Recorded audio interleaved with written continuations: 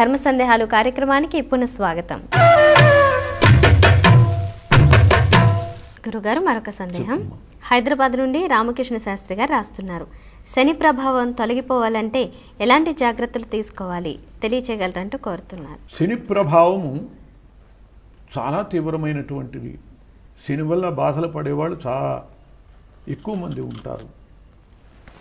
ఈ శని ఏలినాటి శని అని చెప్పి తన నక్షత్రంలో ఉండంగా తన ముందు రాశిలో, మన నక్షత్రం ఉన్న రాశిలో శని ప్రవేశించినప్పుడు, అంతకుముందే ముందు రాశిలో ప్రవేశించినప్పుడు, దాని తర్వాత రాశిలో ప్రవేశించినప్పుడు, ఈ 3 సమయాల్లో కూడా ఆ ఏలినాటి శని ఉంటుంది. ఏలినాటి శని అంటే 7.5 సంవత్సరం ఉంటుంది.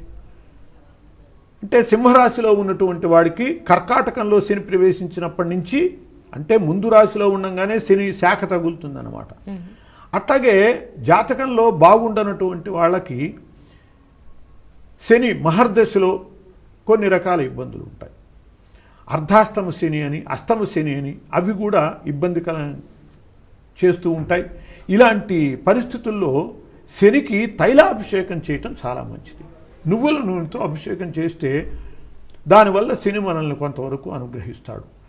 శని నిరంతరము ఒళ్ళంతా పుళ్ళయి బాధపడుతూ ఉంటాడు. ఆంజనేయ స్వామిని పట్టడానికి వెళ్ళాడు ఒక మాట. నా జోలికి రావద్దన్నాడు. కాదు, నిన్ను పట్టి తీరుతా అన్నాడు. సరే అయితే పట్టు అని చెప్పి ఆయన పట్టడం కాదు, ఆంజనేయ స్వామి తోకతో పట్టేసాడు శనిని. పట్టేసి సేతు ప్రదక్షిణం చేస్తున్నాడు. ఆ శని రాళ్ల కొట్టుకుని, నేల కొట్టుకుని, నీళ్ల కొట్టుకుని ఒళ్ళంతా హూనం పచ్చడైపోయింది, పుళ్ళైపోయాయి. అక్కడి నుంచి ఆంజనేయ స్వామి చెప్పాడు, వదులు బాబు, నన్ను వదులు అని చెప్పి శని ప్రార్థిస్తే, నా భక్తుల యొక్క రాసుల్లో ప్రవేశించినప్పుడు, వాళ్ళ మహర్దశల్లో అంతర్దశల్లో నువ్వు వచ్చినప్పుడు వాళ్ళని బాధించను అంటే వదులుతా అన్నాడు. కాబట్టి శనిపీడ నివారకుడు హనుమంతుడు. ఏదైనా శనిపీడ ఉన్నటువంటి వాళ్ళు హనుమంతుని యొక్క సేవ చేసేట్లయితే ఆ శని బాధ ఉండదు. శనికి ఒళ్ళంతా పుళ్ళయ్యాయి కాబట్టి ఆ శని మన దగ్గరకు వచ్చినప్పుడు జాతకంలో మనం సుఖంగా ఉంటే చూడలేడు. చూడండి, కష్టాల్లో ఉన్నవాడు సుఖంగా ఉన్నవాడిని చూస్తే కళ్ళల్లో నిప్పులు పోసుకున్నాడు అంటారు. అలా చూడలేక వీడిని బాధిస్తాడు. కాబట్టి ఒళ్ళంతా పుళ్ళై బాధతో ఉన్నాడు కాబట్టి పుండుకి నూనె చల్లదనాన్ని ఇస్తుంది. తైలాభిషేకం చేస్తే ఆయన మీద కనుక నువ్వుల నూనె పోస్తే కాస్త ఒళ్ళు చల్లగా ఉంటుంది. కాబట్టి అమ్మా మంచివాడివిరా అని చెప్పి కాస్త మన జోలికి రాకుండా ఉంటాడు. అందువల్ల శనికి తైలాభిషేకం చేయటం, అట్లాగే శని మంత్ర జపం చేయించుకోవటము. శనికి అధిష్టాన ధాన్యము నువ్వులు కాబట్టి నువ్వులు దానం చేయటము. కంబళి కూడా శనికి సంబంధించిందే. కంబళ్ళు దానం చేయటం, ఇవన్నీ కూడా కూష్మాండం దానం చేయటం, ఇవన్నీ కూడా శని దోషం పరిహారం కోసం చేసేటటువంటివి.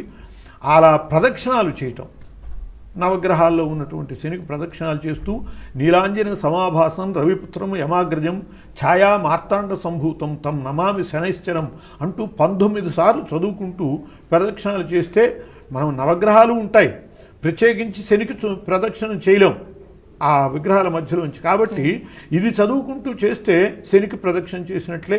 19 సార్లు చదువుకుంటూ 19 సార్లు ప్రదక్షిణాలు చేసేట్లయితే ఆ శని పీడ నుంచి మనం కొంత నివారణ పొందిన వాళ్ళం అవుతాం. అలా శనిపీడ నివారకుడైనటువంటి హనుమంతుని సేవ వల్ల, సాక్షాత్తు శనికే సంబంధించినటువంటి సేవ వల్ల మనం ఈ శని బాధల నుంచి బయటపడతాం. గురుగారు, మరొక సందేహం అండి. మెదక్ నుండి వీరాంజనేయులు గారు రాస్తున్నారు. దర్భకు ఉన్న ప్రాముఖ్యత ఏమిటి తెలియచేయగలరంటూ కోరుతున్నారు. ఈ దర్భ అనేటటువంటి దాన్ని పవిత్రంగా చేసుకుని వినియోగించుకుంటూ ఉంటారు. అసలు దాని పేరే పవిత్రం. దర్భతో చేసేటటువంటిది అంటే దర్భ అంత పవిత్రమైనదన్నమాట. శుభకార్యాలకైనా అశుభకార్యాలకైనా దాన్ని వినియోగించడం జరుగుతుంది. శుభకార్యాలకి వినియోగించేదాన్ని బర్హిస్సు అంటారు. అశుభకార్యాల్లో వినియోగించి తద్దినాల్లో, అట్లాగే పితృకార్యాల్లో వినియోగించేటటువంటి దాన్ని దర్భ అని చెబుతూ ఉంటారు. ఈ దర్భకి ఇంత పవిత్రత రావటానికి ఒక కారణం ఉన్నది. కశ్యపునికి కద్రువ వినత అని 2 భార్యలు ఉన్నారు. వాళ్ళిద్దరూ ఏదో పందాలు వేసుకున్నారు. ఆ పందాలు వేసుకున్నటువంటి సందర్భంలో వినత ఓడింపబడ్డదై కృత్రిమంగా కద్రువకి సేవ చేయవలసి వచ్చింది. వినత కుమారుడు గరుత్మంతుడు తన తల్లి దాస్యం ఎలా పోతుంది అని అడిగితే ఆమె అన్నది, నువ్వు అమృతాన్ని తీసుకొచ్చి ఇంద్రలోకాన్ని నుంచి అమృతాన్ని తీసుకొచ్చి కనుక ఇచ్చేటట్లయితే నీ తల్లికి దాస్యం పోతుంది, నేను నీ తల్లిని ఈ దాస్య విముక్తురాలని చేస్తాను అని అన్నది. అప్పుడు గరుత్మంతుడు ఇంద్రలోకానికి వెళ్ళి అమృతాన్ని తీసుకొచ్చాడు. ఆ అమృతాన్ని తీసుకొచ్చి అక్కడ వాళ్ళ దగ్గర ఉంచంగానే తీసుకురావటం వరకు నా బాధ్యత, తర్వాత నువ్వు తీసుకువెళ్ళమని చెప్పాడు, ఇంద్రుడికి అనుమతించాడు. అలా తీసుకొచ్చి ఆ కింద పెట్టాడు. వాళ్ళని కద్రవ సంతానం అంటే సర్పాలు, వాళ్ళని తీసుకోమని. కానీ ఇంద్రుడు వచ్చి వాళ్ళు తీసుకునే లోపలే దీన్ని ఎత్తుకెళ్ళిపోయాడు. తీసుకురావటం జరిగింది కాబట్టి వినతకి విముక్తి ఏర్పడింది, దాస్య విముక్తి. కానీ ఈ తీసుకొచ్చినటువంటి అమృత భాండము గరుత్మంతుడు ఎక్కడ పెట్టాడు అంటే గడ్డి మీద పెట్టాడు. ఆ గడ్డి ఏమిటి అంటే అక్కడ దర్భలు ఉన్నాయి, దర్భల మీద పెట్టాడు. అందువల్ల ఆ అమృత భాండము గడ్డి మీద పెట్టడం వల్ల, దర్భల మీద పెట్టడం వల్ల ఆ దర్భలకి అంత పవిత్రత ఏర్పడ్డది. అక్కడ కొద్దిగా దానికి ఆ భాండం యొక్క అడుగు భాగం ఎక్కడో కొద్దిగా అంటుకున్నది అనేటటువంటి భావనతో ఈ దర్భలనే ఈ సర్పాలు నాకే. అలా నాకటం వల్ల వాటి నాలుకలు చీరే. దర్భ చాలా మరి కోసుగా ఉంటుంది, కత్తిలాగా కోసుకుపోతుంది. కుశలు అంటారు దర్భలని. ఆ దర్భలను కోయటం చాలా కష్టం. అలా పట్టుకుని కత్తితో కోస్తూ ఉంటే అవి కనుక ఇష్టం వచ్చినట్టు కదిలితే చెయ్యంతా కోసుకుపోతుంది, రక్తసిక్తం అవుతుంది.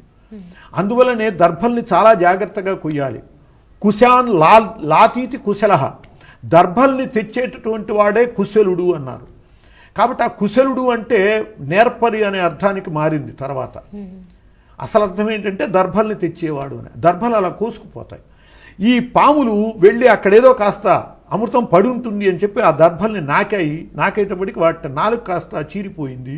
అందువల్లనే సర్పాలకి 2 నాలుకలు ఉంటాయి. దానికి కారణం ఈ దర్భలే. అందువల్ల ఆ పవిత్రమైనటువంటి అమృతాన్ని ఈ దర్భల మీద గరుత్మంతుడు పెట్టాడు కాబట్టి వీటికి పవిత్రములు, ఇవి పవిత్రములయ్యాయి. ఈ పితృకార్యం చేసేటప్పుడు ఆ పవిత్రం ధరించే చేయాలి. కుడి చేతి యొక్క 2వ వేలికి అంటే ఉంగరపు వేలికి పవిత్రాన్ని ధరించి పితృకార్యం చేస్తేనే, తర్పణలు వదిలిపెడితేనే, నిత్య తర్పణలు కానీ తెల తర్పణలు కానీ ఏమైనా వదిలిపెడితేనే ఆ పితృదేవతలకి చేరుతాయి అని చెప్పి శాస్త్రం. దర్భముడి రోజు తయారు చేసుకోలేము కాబట్టి బంగారంతో దర్భముడి తయారు చేసుకుని పెట్టుకునేటటువంటి సంప్రదాయం కూడా ఉన్నది. పైగా దర్భముడి ఉంటేనే ఆచమనమైన చేసేటందుకు అర్హత అని కూడా కొన్ని ధర్మశాస్త్రాలు చెబుతున్నాయి. కాబట్టి అంత పవిత్రమైనటువంటిది దర్భ. ఆ దర్భని మనం అన్ని కార్యక్రమాల్లో, పుణ్య కార్యక్రమాల్లో, అలాగే పితృ కార్యక్రమాలు అన్నిట్లో కూడా వినియోగించుకుని మనం ధన్యులం అవ్వాలి అని చెప్పి మహర్షులు నిర్దేశించారు. గురుగారు, చాలా సంతోషం అండి. ఇప్పటి వరకు మీ విలువైన సమయాన్ని కేటాయించి చాలా మంది ప్రేక్షకుల సందేహాలను నివృత్తి చేశారు. ధన్యవాదాలు. నమస్కారం. నమస్కారం అమ్మా. చూశారు కదా, ఇది వాళ్ళ ధర్మ సందేహాలు కార్యక్రమం. మరి మీకు కూడా ఏవైనా ఆధ్యాత్మిక సందేహాలు కలిగినట్లయితే ఉత్తరాల ద్వారా, ఈమెయిల్స్ ద్వారా రాసి పంపించండి. మా చిరునామా ధర్మ సందేహాలు, కేర్ ఆఫ్ భక్తి TV, road number 92, Jubilee hills, Hyderabad 5,96,000. మా ఈమెయిల్ ఐడి bhakti@gmail.com. ఇది వాళ్ళ ధర్మ సందేహాలు కార్యక్రమం. మరో చక్కటి కార్యక్రమంలో మళ్ళీ కలుద్దాం. అంతవరకు సెలవు. నమస్కారం. ఈ కార్యక్రమాన్ని సమర్పించిన వారు pain fit herbal and oil.